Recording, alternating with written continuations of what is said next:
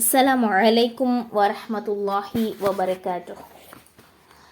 ஷாஸ் academy மூலியமாக உங்கள் அனைவரையும் சந்திக்கிறதுல மகிழ்ச்சி. அல்ஹம்துலில்லாஹ். இன்ஷா அல்லாஹ் ஷுஐப் பின் சினான் ரலியல்லாஹு அன்ஹு அவங்கள பற்றி மிக சுருக்கமாக இன்ஷால்லா இன்றைக்கு நம்ம தெரிந்து கொள்ள போகிறோம். ஷுஐப் ரலியல்லாஹு அன்ஹு அவங்க புகழ்பெற்ற ஒரு நபி தோழராக இருக்காங்க. இவங்களுடைய தந்தை பெயர் சினான். இவங்களுடைய தந்தை பாரசீகத்தில் ஒரு ஆளுநர் பதவியை வகித்து வந்திருக்காங்க.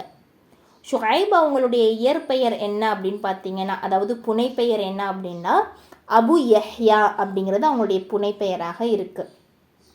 பொதுவாகவே ஆளுநருடைய பிள்ளைங்க அப்படின்னும் பொழுது ரொம்ப வசதியாகவும் மகிழ்ச்சியாகவும் வாழ்ந்து வந்தவங்களாக தான் இவங்களுடைய வாழ்க்கை குறிப்புகள் இருக்குது.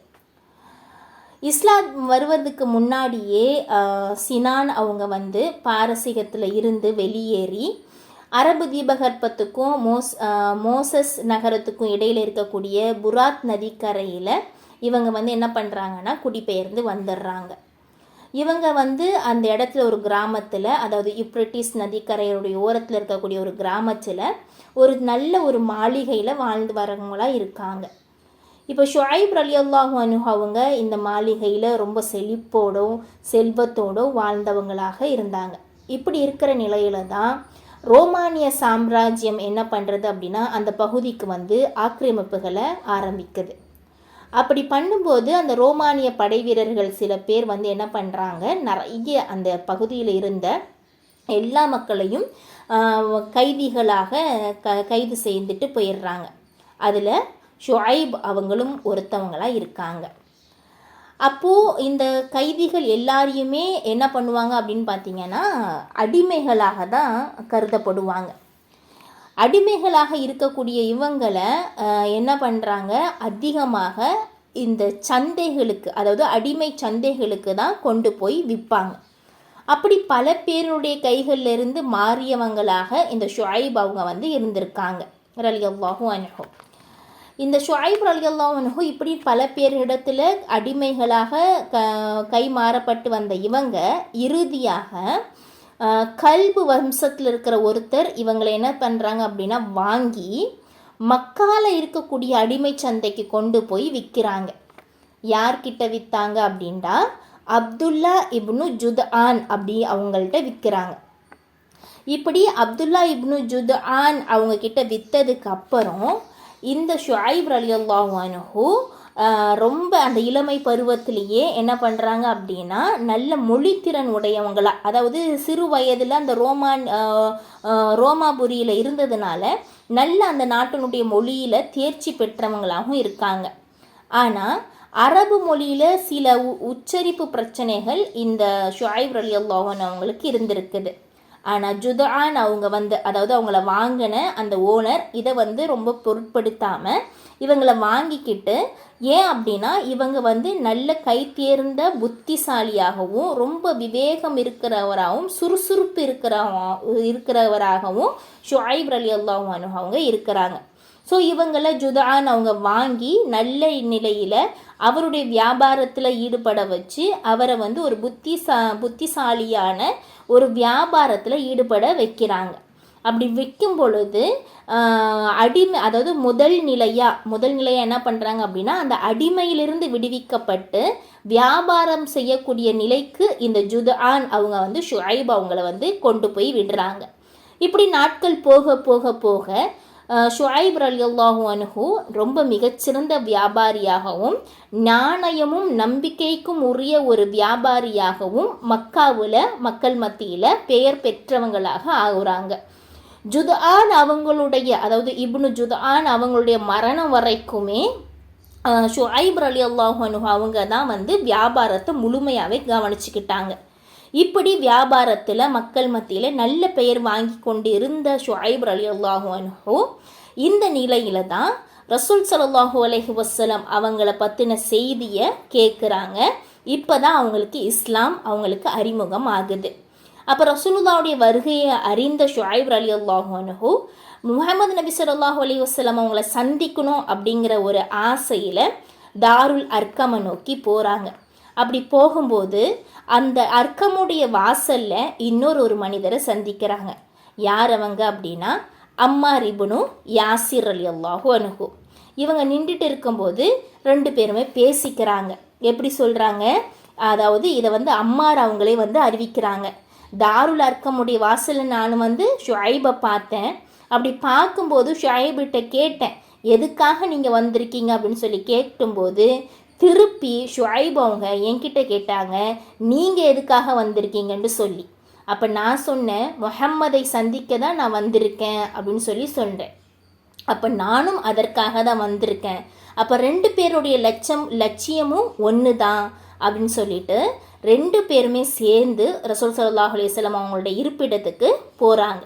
அப்போது அந்த ரசூல் ஸல்லல்லாஹு அலைஹி வஸல்லம் அவங்க தாருல் அர்க்கமுடைய நுழைவாயிலுக்கு பக்கத்து அறையில் தான் என்ன செஞ்சுருக்காங்க, உட்கார்ந்துருந்துருக்காங்க. உள்ளே போன உடனேயே ரசூலுல்லாஹ் இஸ்லாத்தை பற்றி அவங்க 2 பேருக்குமே எடுத்து உரைச்சிருக்காங்க. அது முழுமையாக அவங்க ஏற்றுக்கொண்டு அவங்க இஸ்லாத்தை ஏற்றுக்கொள்கிறாங்க. அங்கேயே மாலை வரைக்கும் இந்த 2 பேரும் ஷுஐப் ரலியல்லாஹு அன்ஹு அவங்களும் யாசிர் ரலியல்லாஹு அம்மார் இப்னு யாசிர் ரலியல்லாஹு அன்ஹு அவங்களும் 2 பேருமே என்ன செய்கிறாங்க, இருந்துட்டு வெளியில் வராங்க. அப்போது சாதாரணமாக போயிட்டு வெளியில் வர முடியாத நிலை. ஏன்னு சொன்னால் குறைஷிகளுடைய அட்டூழியம், குறைஷிகளுடைய இவங்க எல்லாரையுமே குறைஷிகள் என்ன செய்வாங்க, ரொம்ப கொடுமைப்படுத்தக்கூடியவங்களாகவும் முஹம்மதை சந்திக்க விடாமலும் அவங்க இந்த கொள்கைகளை எங்கே ஏற்றுப்பாங்களோ அப்படிங்கிற பயத்தாலும் குறைஷிகள் அதிகமாக துன்புறுத்தலை நம்பிக்கை கொண்டவங்களுக்கு கொடுத்துக்கிட்டே தான் இருந்தாங்க. ஸோ அந்த வகையில் ரொம்ப பாதுகாப்பாக 2 பேருமே ரொம்ப மறைமுகமான முறையில் இருந்து அர்க்கமில் இருந்து என்ன செய்கிறாங்க, வெளியேறி வந்துடுறாங்க. இப்படி வந்ததுக்கப்புறம் இஸ்லாத்தை ஏற்றதுக்கப்புறம் மிகப்பெரிய தலைகீழான ஒரு நிலை. ஏன் அப்படின்னா முன்னாடி இருந்த மூட பழக்கங்கள், கெட்ட விஷயங்கள், பாரம்பரியங்கள் இது எல்லாமே தலைகீழாக யாருக்கு, அம்மார் அவங்களுக்கும் மாறுது. அதே மாதிரி ஷுஐப் ரலியல்லாஹு அன்ஹு அவங்களுக்கும் மாறுது. இப்போ இதில் ரொம்ப முக்கியமானது ஈமான், அவங்க ஈமான் கொண்டிருக்கிற ஒரு விஷயம். அப்போ இந்த ஈமான் கொண்டுட்டு இருக்கும் பொழுது இவங்க என்ன பண்ணுறாங்க அப்படின்னா, இந்த சூழ்நிலையில் ரசூல் ஸல்லல்லாஹு அலைஹி வஸல்லம் அவங்களுக்கு ஹிஜ்ரத் போகக்கூடிய நிலை ஏற்படுது. அப்போ ரசூலுல்லாஹ் கூடையே தானும் ஹிஜ்ரத் செய்து போயிடணும் அப்படின்னு சொல்லி முடிவெடுக்கிறாங்க. ஆனால் அப்படி போக இயலலை. ரசூலுல்லாஹும் அபூபக்கர் ரலியல்லாஹு அன்ஹு அவங்க மட்டும்தான் முதல்ல ஹிஜ்ரத் செய்து போகிறாங்க. அப்போ தினம் தினம் குறைஷிகள் மூலியமாக கஷ்டத்தை அனுபவித்தவங்களுடைய பெயர் பட்டியலில் ஷுஐப் ரலியல்லாஹு அன்ஹு அவங்களும் இருக்காங்க அப்படிங்கிறது கூடுதலான செய்தி. இப்படி அடிமையாக இருந்து வியாபாரியாக இருந்து அதன் பிறகு இஸ்லாத்தை ஏற்ற இந்த ஷுஐப் ரலியல்லாஹு அன்ஹு அவங்க ஹிஜ்ரத் செய்து போகிறதுக்காக தயாராகி போகும் பொழுது குறைஷிகளுடைய கண்ணில் பட்டுடுறாங்க. அப்போது குறைஷிகளுக்கும் ஷுஐப் ரலியல்லாஹு அன்ஹு அவங்களுக்கும் ஏற்படக்கூடிய ஒரு உரையாடல் பாருங்கள். குறைஷிகள் சொல்கிறாங்க, நீ எங்கள் ஊரில் எல்லா வியாபாரத்தையும் செய்து நல்ல நிலையில் முன்னேறி வந்த ஒருத்தனாக இருக்கிற, இப்போ இது எல்லாத்தையும் விட்டுட்டு அந்த முஹம்மது பின்னாடி நீ போகிறத நாங்கள் ஒரு காலம் அனுமதிக்க மாட்டோம்.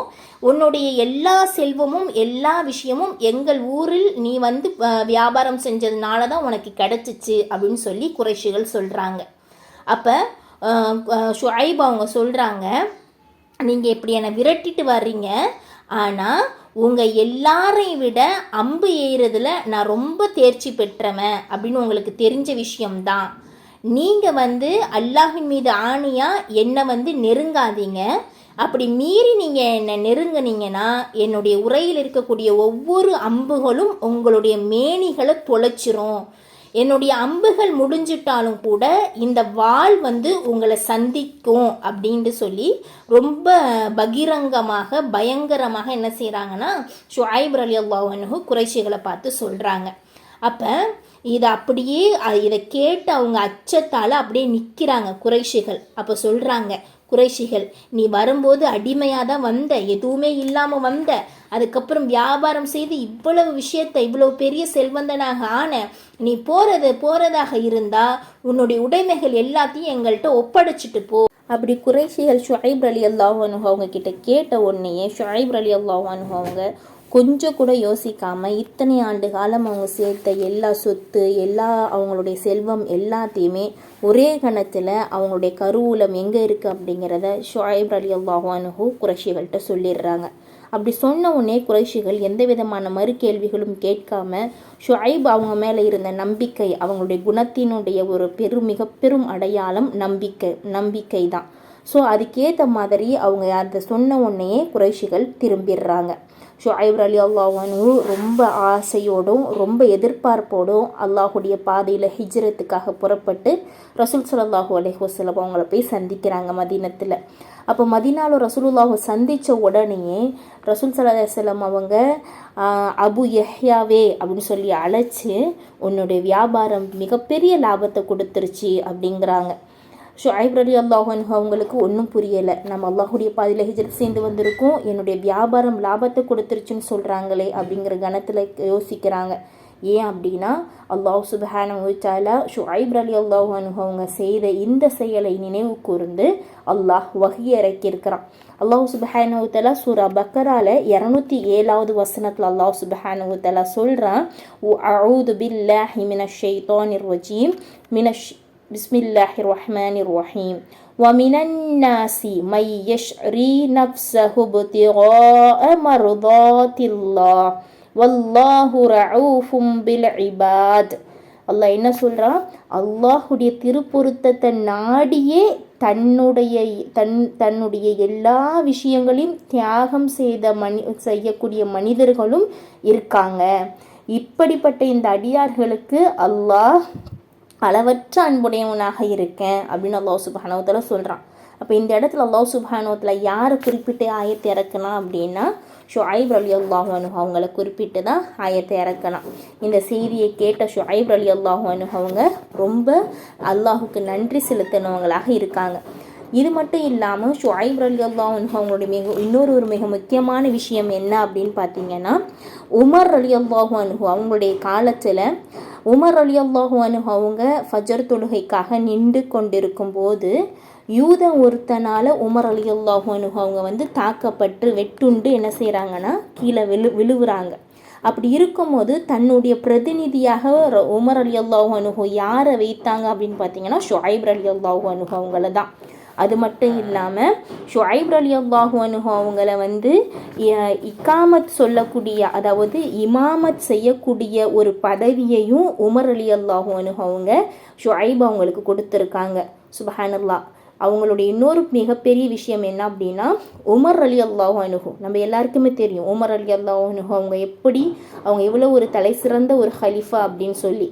உமர் ரலியல்லாஹு அன்ஹு அவங்களுடைய ஒரு வசியத் என்ன தெரியுமா? ஷுஐப் ரலியல்லாஹு அன்ஹு அவங்க தான் எனக்கு ஜனாசாவுடைய தொழுகையை நடத்தணும் அப்படின்னு சொல்லியும் உமர் ரலியல்லாஹு அன்ஹு அவங்க விரும்பினாங்க. ஷுஐப் ரலியல்லாஹு அன்ஹு அவங்க மக்கள் மத்தியிலும் நல்ல பெயரையும் நம்பிக்கையும் நாணயத்தையும் வாங்கினாங்க. ரசூல் ஸல்லல்லாஹு அலைஹி வஸல்லம் அவங்கக்கிட்டேயும் நம்பிக்கை நாணயம் அப்படிங்கிற ஒரு பெயரை வாங்கினாங்க. சுப்ஹானல்லாஹ். அல்லாஹுடைய புறத்திலிருந்தும் அவர்கள் அல்லாஹுவால் குறிக்கப்பட்ட ஒரு மனிதனாக அல்லாஹ் சுப்ஹானஹு வ தஆலா ஷுஐப் ரலியல்லாஹு அன்ஹு அவங்களை குறித்து ஆயத்தை இறக்கலாம். உமர் ரலியல்லாஹு அன்ஹு அவங்களாலும் மிக சிறந்த மனிதர், நம்பிக்கைக்குரியவர்னு சொல்லி அவருடைய பிரதிநிதியாக உமர் ரலியல்லாஹு அன்ஹு அவங்க தேர்வு பண்ணுறாங்க. இப்படி எல்லா மனிதர்களிடத்திலும் நல்ல பெயர் வாங்கக்கூடியது அப்படிங்கிறது சாதாரண விஷயம் இல்லை. அல்லாஹ் சுப்ஹானஹு வ தஆலா நம்ம எல்லாரையும் நல்ல ஒரு குணத்தோடு நல்ல ஒரு நிலையில் அல்லாஹ் சுப்ஹானஹு வ தஆலா ஷுஐப் ரலியல்லாஹு அன்ஹுவை போல நம்பிக்கையுடனும் நாணயத்துடனும் இருக்கக்கூடிய தன்மையை அல்லாஹ் ரஹ்மான் நம்ம அனைவருக்கும் தந்தருள்வானாக. அஸ்ஸலாமு அலைக்கும் வரஹ்மத்துல்லாஹி வபரகாத்துஹு.